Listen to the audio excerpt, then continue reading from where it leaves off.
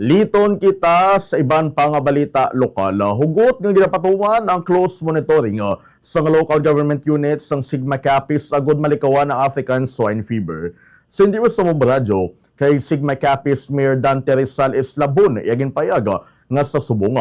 Yara sa pingso na nasambit nga banwa nga nagakahulugan nga wala sa na-monitor nga affected nga baboy. Suno kay Eslabon, dako nga bulig ang monitoring sa banwa pinaagi sa inspeksyon sa swine research, talipapa, merkado kag mga slaughterhouses. Pay pa niya, nagpagawa inis sa memorandum sa 21 ka mga barangay agud insigida nga ma-report kung mayara sang ginosuspetsahan nga kaso sang African Swine Fever. Dugang pa sa alkalde para masigurado nga wala sang African Swine Fever, ang mga karnis ng baboy dapat nga mayara inis sang mapakita nga certification sang business permits and licensing office o kuno BPLO kag Municipal Agriculture Office nga nagapamatuod nga ang karnis ng baboy ang naghalin sa slaughterhouse. Yari po ang tinampayag ni Sigma Capis Mayor Dante Rizal Eslabon.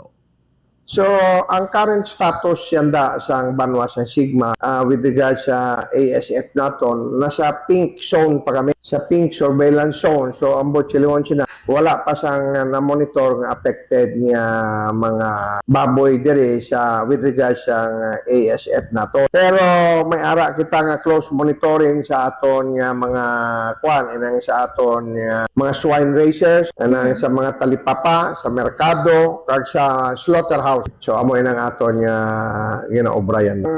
Banwa sa Sigma may ara kami nga 21 ka barangay. Kag right after nga nagpapanaog sang memo ang aton pinalangga nga gobernador, si Governor Ferdinand Castro. Inform naton ang tanan nga barangay officials nga magkaroon sa mga inatawag nato nga close monitoring sa ilang mga barangay para ma-report kung halimbawa may mga sakit na mga baboy nila or wala. So